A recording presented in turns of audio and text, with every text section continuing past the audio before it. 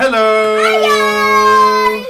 Hello, and welcome to a very special edition of CCBC Kids, because do you know what week it is this week, Noah? It's Easter, isn't it? Yeah. Right, it's today Easter. Today is Good Friday. That's the day we're recording this, but this is going to be going out on Easter Sunday. Well, is tomorrow Easter Sunday? No, tomorrow's Saturday, and then it will be Easter Sunday after that. Oh, but Easter well, you had to eat eggs. Yeah, well, you're having chocolate eggs and all sorts. But do you know what Easter Sunday is most known for? Do you know what it's all about? No? Well, it's the day that Jesus rose from the dead. Today's Good Friday, which is the day we remember Jesus died. And then Sunday is the day we remember he comes back to life. And so that's what we celebrate. That's what the eggs are all about new life. It's what you eat, yo. You do eat those, and there's not much link there to Jesus. But the whole idea of new life is inspired by Jesus' death, burial, and resurrection, which was what we're going to talk about. So, we have two stories today. Should we start with our first one? Yeah. Yeah, okay. So, today's story is called A Very Sad Day. Should we have a read? Yeah. Soldiers took Jesus to see the Roman ruler. He said, "This man has done nothing wrong." But the people shouted, "Kill him! Kill him!" So the soldiers took Jesus away. They nailed him on a wooden cross and left him to die. Hey, that could really hurt. Yeah, it did really hurt. Jesus' family and friends were very sad. They had lost a very, very special person. Jesus' friends buried him in a cave. Jesus is buried in a cave. Yeah.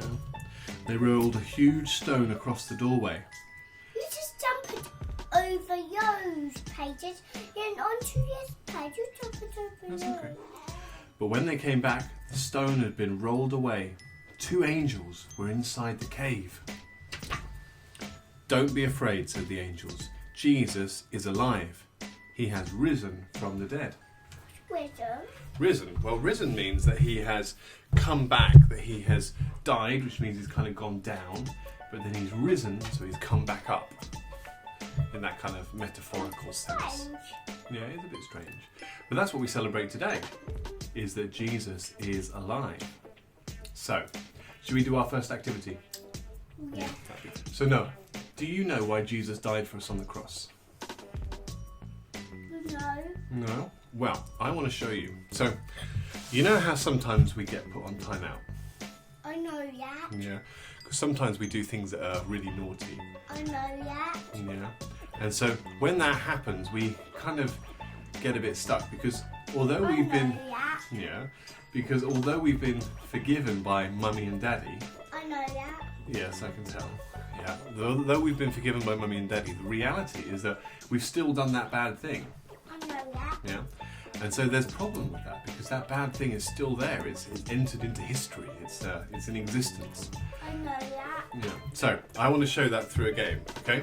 So here's a challenge, Noah. Here is a simple piece of toothpaste, and I would like you to squeeze all of it out as fast as you can into this plate. Squeeze all of it out. Yes, I can't breathe. Keep squeezing. Okay, we'll do another one. There's not enough in here. Okay.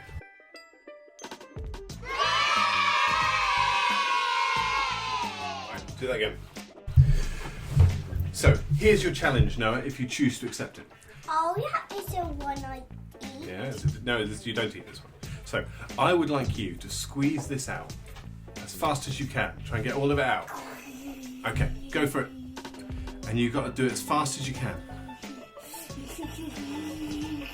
Yeah? So, show the people at home. Show the people at home. Here we are. So this is Noah's creation. This is what he's done. So, it doesn't taste very good, does it? Now, here's the second part of the challenge, Noah. Okay? You've squeezed it out.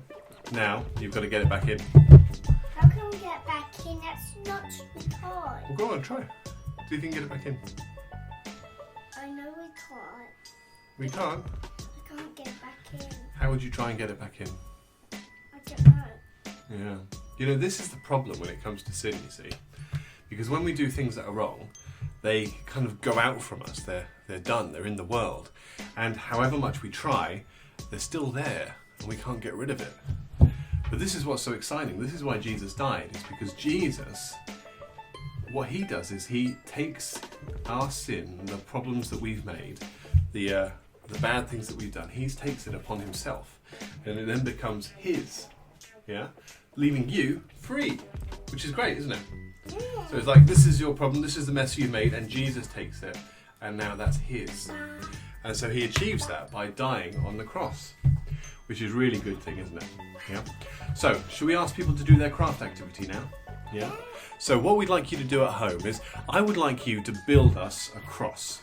Yeah. How can we do that? We do have any Lego. Well, we can choose to do it with Lego, with cushions, with cuddly toys, you name it. Just build us a cross as big and as amazing as you can do without creating too much of a mess. And make sure you clean up afterwards.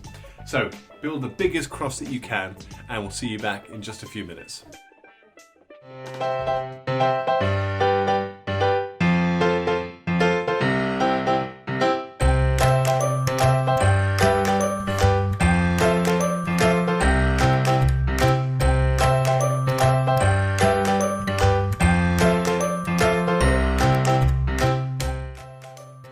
Once again, I want to say a huge thank you to all of those people who have sent in pictures of their artwork over the last few weeks. We're so happy that you're joining in and that you're having fun, and please do keep those pictures coming in, because we love to see what you're doing even though we can't be together in that way. From us in the Bars family and Church Crookham Baptist Church, we want to wish you all a very, very happy Easter. God bless.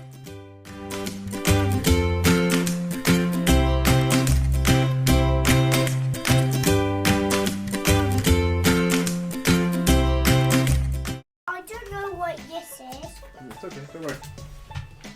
Wait, don't open it yet.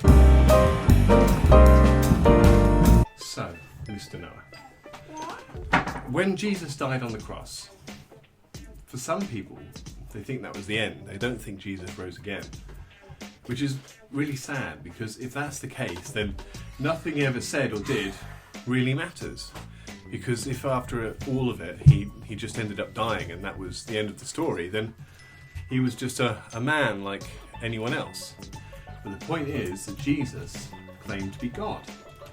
And so what happened on the third day, on Easter Sunday, is that Jesus came back to life. And that's really, really amazing and really important, because it means two things. It means, one, that Jesus was who he said he was, because he came back to life. He conquered death. He was actually God. And secondly, it means that when you and I die, as Christians, we can expect to see the same thing happen with us. We can die and then come back to life again through what Jesus has done for us on the cross when he returns.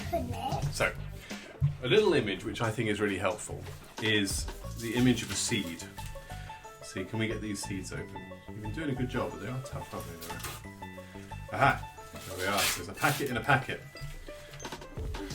Okay, so this is a simple packet of seeds, and in it are some sunflower seeds. Dwarf sunflower seeds, for those who are gardeners who care. So, the seed is an amazing thing, because what happens with a seed is it's actually, sorry, we'll get that out. A seed actually is what's left of a dead flower. Yeah. And so what we're going to do today is we're going to plant these in the ground as kind of a reminder of what Jesus did for us. And as we plant them in, as we push them in through the middle and down, we see that the seeds go down into the ground, but out of those seeds will come new life, will come new flowers. Do you want to put another seed in there? Yeah, one more seed? Yeah. And so over the next few weeks, we're going to see these grow up and come back to life, which will be amazing. That's all right, no more. Why can't we do any more? Because I don't have any more pots. It's all right, we'll get some more in a minute. And There's pots in there. Don't plant two, we don't need two. Why? So, that's really exciting. So what we're going to do now is we're going to plant these in our garden, and then we're going to watch them grow over the next little while.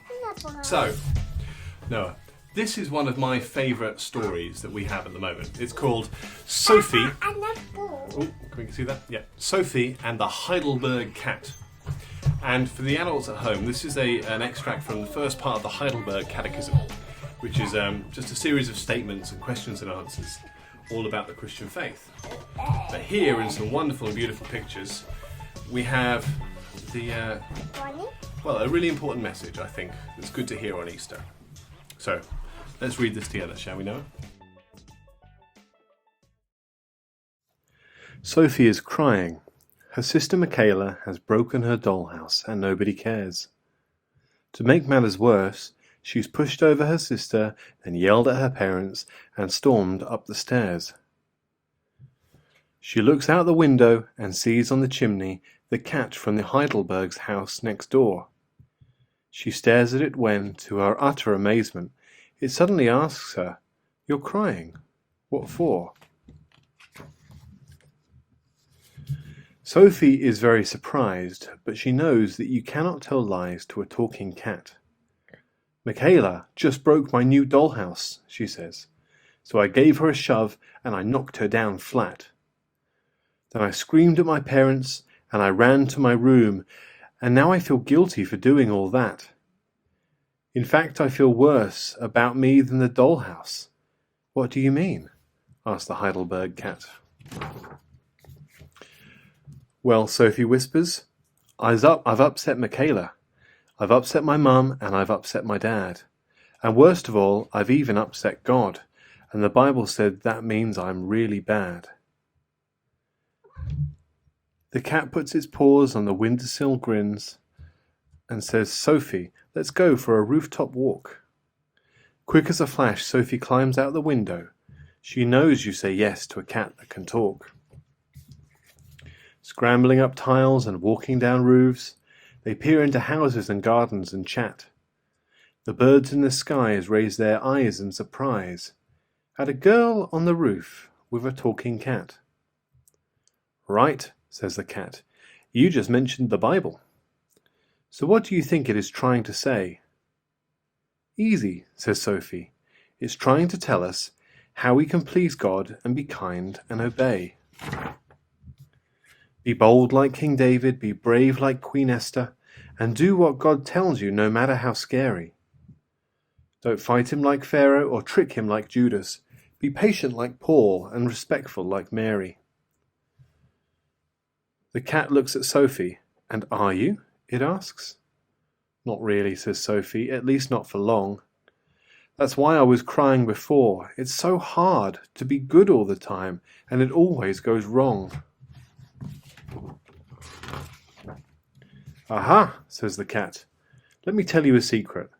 There's no one who can, not your mum or your dad, your friends or your neighbours, and even your teacher, when no one else can see, is surprisingly bad. Look round the street. Mrs. Gubbins is rude. The Mackintosh children are always in fights. The pastor gets angry, the shopkeeper's proud, and the Joneses have horrible quarrels at night." Sophie looks puzzled. "That's awful," she says. "What hope is there if things are really like that?" She sits on a chimney and stares at the sky. "I'm so glad you asked," said the Heidelberg cat. "The Bible tells stories of hundreds of people, and all of them disobey God except one. So hope doesn't come from the good things we do. It comes as a gift from what Jesus has done. You've trusted in him, so he's paid for your sins and thrown them all into the depths of the sea. By rising again, he has broken the power of death and the devil and let you go free. He watches your life. He makes all things work out. He helps you make choices. He tells you what's true. He promises you'll live forever with him. And that's why the hope comes from him, not from you." Sophie sits still to make sure the cat's finished. She has enough questions to talk for a week, but knows very well, as I'm sure you do too, that you always leave time for a cat that can speak. "I'd better go home," Sophie finally says, "and tell them I'm sorry, but thanks for the talk. I'm so looking forward to telling my friends that I spoke to a cat and we went for a walk. One other thing you should know, says the cat, as it silently crosses the tiles on all fours. The best and most comforting news in the world is that I am not mine and you are not yours. Sophie is shocked. What on earth do you mean? Well, look at the tag on my neck, says the cat. It tells you my name, then it tells you my owners. The Heidelbergs bought me. I'm theirs, and that's that.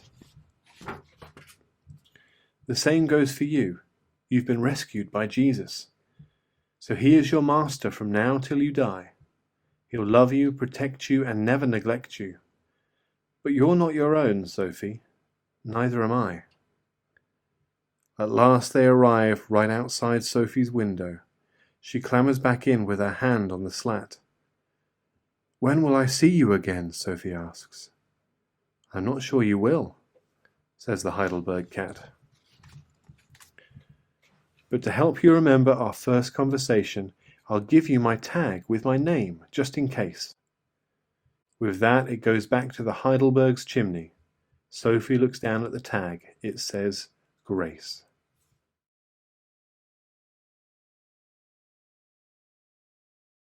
Okay. Should we say a big happy Easter? Come sit with me. Come sit with me. On here. Okay. So, from everyone at the Bars household, we just want to tell you that God loves you very much and that you are very special to Him. And we want to wish you a very happy Easter, don't we? Should we say happy Easter? Happy Easter! And we'll see you all real soon. Thanks so much.